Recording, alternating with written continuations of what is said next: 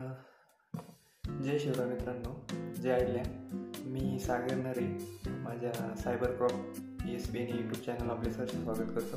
तर आज एक नवीन विषय घेऊन आलो आहे आपण की 2025मध्ये नवीन फॉरेस्ट गार्डची भरती सुटणार आहे.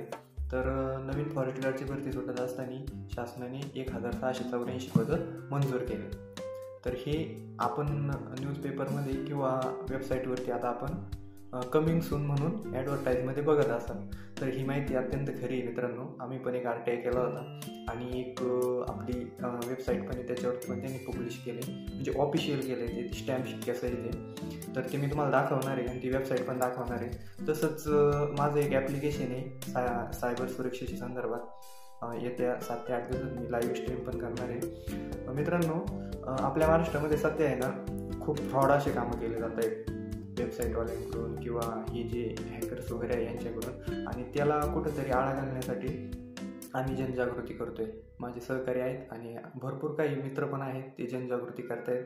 तर आपल्याला काय करायचं आहे की माझा जो सायबर कॉप ESPN हा जो माझा चॅनल आहे, यूट्यूब चॅनल, याला सबस्क्राईब करून घ्यायचं आहे. लाईक नाही केली तरी चालेल, पण सबस्क्राईब करून घ्या, जेणेकरून ह्याच्या सगळी माहिती भरती संदर्भात, इथिकल हॅकिंग संदर्भात, त्याच्यानंतर आमचे जे फ्री कोर्सेस आहे याच्या संदर्भातली सगळी माहिती तुम्हाला ह्या चॅनलवरून भेटून जाईल. त्याच्यामुळे तुम्ही याला सबस्क्राईब करून घ्या. तर मी तुम्हाला ज्या नवीन रिक्रुटमेंट सुटणार आहे आता त्याची सगळी माहिती देतोय, आणि प्लस आता ही 2025ची जीवनरक्षकची भरती त्याची पण आता आपण माहिती बघणार आहे. चला मित्रांनो, तर तुम्हाला गुगल ब्राउझरवर यायचं आहे. सगळ्यात पहिल्यांदा वरती टाकायचे नवीन वनरक्षक भरती 2024 असं हे टाकल्यानंतर तुमच्यासमोर सर्च केल्यानंतर हे बघा, महाराष्ट्र वन विभाग वनरक्षक भरती 2024 पदाचे नाव वनरक्षक. ही जी पहिली लिंक येईल ना याच्यावर क्लिक करायचं, किंवा करू पण नका, माझ्या डिस्क्रिप्शनच्या ह्या व्हिडिओच्या डिस्क्रिप्शनमध्ये डायरेक्टली मी तुम्हाला लिंक देतोय. याच्यावर क्लिक केल्यानंतर तुमच्यासमोर एक नवीन इंटरफेसची वेबसाईट ऑन होईल. हे बघा, महाराष्ट्र वन विभाग फॉरेस्ट गार्ड भरती 2024 असं आल्यानंतर हा इंटरफेस खाली जायचं. तुम्हाला स्क्रॉल डाऊन करता इथं बघा दिलेली माहिती, वनरक्षक विभाग वनरक्षक भरती 2024 पदाचे नाव वनरक्षक. रिक्त बघे मी तुम्हाला व्हिडिओमध्ये सांगितलं तशी 1684 पदं आहे. नोकरीचे ठिकाण महाराष्ट्र आहे. याच्यासाठी जी शैक्षणिक अट आहे शिक्षणाची, फॉरेस्ट गार्डसाठी म्हणतोय मी, ती HSC 12वी पास आहे. वयाची जी अट आहे ना खुल्या प्रवर्गासाठी 18 ते 27 वर्षे, म्हणजे जे ओपन कॅटेगरीवाले त्यांना, मागासवर्गीय जे अनाथ वगैरे आहेत ना त्यांना 18 ते 32 आहे. याचं जे वेतन पे स्केल आहे ना ते 21,700 बेसिक आहे, म्हणजे पोलीस एवढं आहे. गटकची सरळ सेवेची भरती ही. आता इथं यांनी म्हटलंय आवेदन का तरीका, म्हणजे ऑनलाईन तुम्हाला फॉर्म भरायचा आहे. याची अर्जाची जी फी ती खुल्या वर्गासाठी ना 1,000 रुपये, मागासवर्गीय आणि इतर हे जे OBC जे मेंबर आहेत, हे जे मुलं आहेत यांच्यासाठी 900, माजी सैनिकांना 0 रुपये फी. आता आवेदनची सुरुवात तारीख त्यांनी म्हणले लवकरच अपडेट होईल, पण माझ्या अपडेटनुसार ही जी प्रक्रिया आहे ही 2025ची, त्याच्यामुळे आता डिसेंबरमध्ये येण्याचे चान्सेस आहेत, शेवटच्या आठवड्यामध्ये, डिसेंबरच्या शेवटच्या आठवड्यात, आणि जानेवारी फेब्रुवारीमध्ये याची फॉर्म भरायला सुरुवात होईल. तसंच त्यांनी काय म्हटलंय, हे बघा इथं खाली स्क्रॉल डाऊन करा, इथं हे व्हॅकन्सी वगैरे इंग्लिशमध्ये दिलं आहे. तर इथं यांनी म्हटलंय फॉरेस्ट वनरक्षक भरती 2024 एज्युकेशन क्वालिफिकेशन शैक्षणिक पात्र. याच्यामध्ये एक नवीन मुद्दा त्यांनी सांगितला आहे, उमेदवाराने विज्ञान किंवा गणित किंवा भूगोल, अर्थशास्त्र यापैकी किमान एक विषय घेऊन उच्च माध्यमिक शाळा प्रमाणपत्र परीक्षा 12वी उत्तीर्ण केलेली असेल.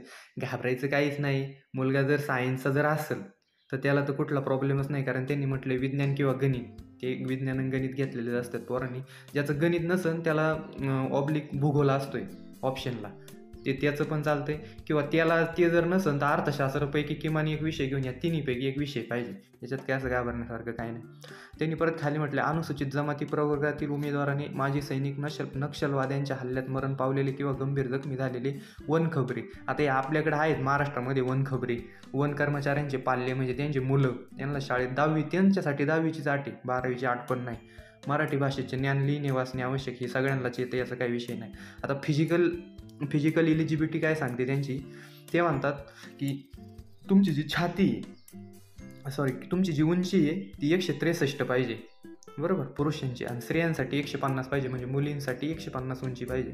तुमचा जो छातीचा घेर आहे तो न फुगावता तुमची 79 सेंटीमीटर छाती पाहिजे, आणि फुगून तुमची 84, म्हणजे 5 सेंटीमीटर फुगली पाहिजे, बरोबर ना. 79 न 5 84, म्हणजे ती 5 सेंटीमीटर फुगली पाहिजे. तुमचं वजन आहे ना हे वैद्यकीय मापानुसार उंची वयाचे योग्य प्रमाण, म्हणजे एवढं फारसं काय नसतंय, तुमचं 50च्या पुढं वजन पाहिजे असं गृहीत धरा, कमीत कमी 50च्या पुढं.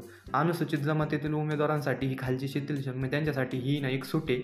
छातीचा घेर त्यांच्यासाठी 79चे उंची त्यांची 152.5 आहे आणि पुरुषांची आणि महिलांची 145 आहे. म्हणजे याच्यात बराचसा डिफरन्स आहे.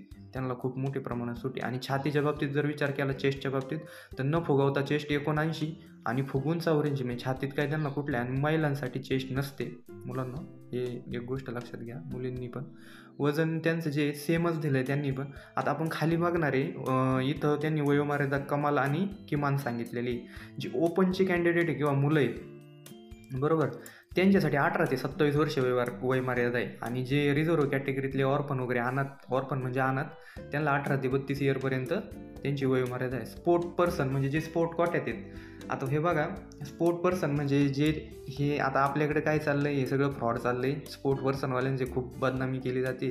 तर विषय असा आहे, स्पोर्ट पर्सन फक्त म्हणजे पोर्ट पर्सन म्हणजे कोण, फक्त जे महाराष्ट्रात जॉब करण्यासाठी कोणते हे आहेत माहिती आहे का, ज्यांचे स्कूल गेम आहे आणि ज्यांचं बालेवाडीचं व्हेरिफिकेशन कंप्लीट आहे स्पोर्ट गेमसाठी, त्यांनी सीधा अप्लाय करा.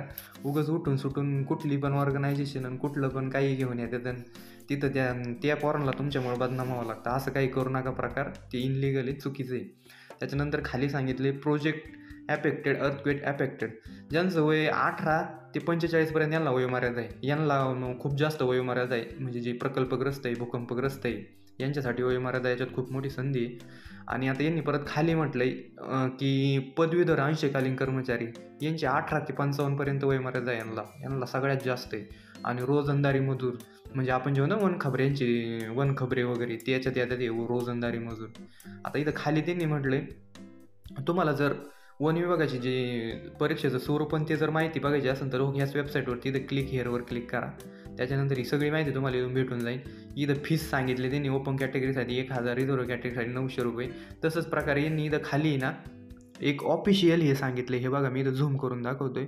राज्यातील एकूण मंजूर भरलेली रिक्त पदे 2024 अखेर आणि रिक्त पदं किती आहे, 1684. सरळ सेवेअंतर्गत 8101 पदं त्यांनी भरलेत. आणि वनरक्षकची ती सगळी बघा गटकची जाहिरात आहे. इथं खाली बघा, इथं माहिती अधिकारामध्ये नागपूर कार्यालयाकडून मागवलेली माहिती होती. तर ती खरी माहिती आहे, खोटी नाही आहे मित्रांनो. अशा प्रकारे ही सगळी माहिती होती. त्याच्यानंतर तुम्हाला जर आपल्या याचे काही म्हणजे नाही का ऑफिशियल वेबसाईट तुम्हाला माहीत नसेल तर हे बघा, इथं ऑफिशियल वेबसाईट दिलेली, जाहिरात नोटिफिकेशन पण दिलेली. आता ॲप्लाय लिंकसाठी तुम्हाला नागपूरची वेबसाईट आहे, ही बघा प्रधान मुख्य वन संरक्षण वनबल महाराष्ट्र राज्य नागपूर, ही वेबसाईट दिलेली. इथून तुम्ही लॉग इन आणि करता आणि तुमचं ॲप्लिकेशन फॉर्म भरता. हे जाऊ द्या, इथं ऑफिशियल वेबसाईट ही बघा फॉरेस्ट गार्डची. इथं जशी पण अपडेट लगेच नवीन रिक्रुटमेंटची हे होईल तशी मी लगेच तुमच्यापर्यंत पोहोचवल. त्याच्यासाठी तुम्ही काय करायचं आहे, माझा सायबर कॉप SPN हा चॅनल सबस्क्राईब करायचा आहे आणि त्या डिस्क्रिप्शनमध्ये जी ॲप्लिकेशनची लिंक दिली ती लिंक ओपन करून त्याच्यावर व्हिजिट करत जा. त्याच्यावर फ्री इथिकल हॅकिंगचे कोर्सेस वगैरे अवेलेबल आहे आणि शिकवले जात आहेत. स्वतः मी पण शिकवतो आहे. त्याच्यावर सध्या 1 जानेवारीपासून सुरू होतील ते कोर्सेस. पण आत्ता तुम्ही डाउनलोड केलं तुम्हाला सध्या परचेस फी नाही आहे कुठली. तर अशा प्रकारे ही माहिती होती मित्रांनो. महाराष्ट्र वन विभाग, महाराष्ट्र शासन, forest department, government of Maharashtra. तर अशा प्रकारे ही माहिती संपलेली आहे.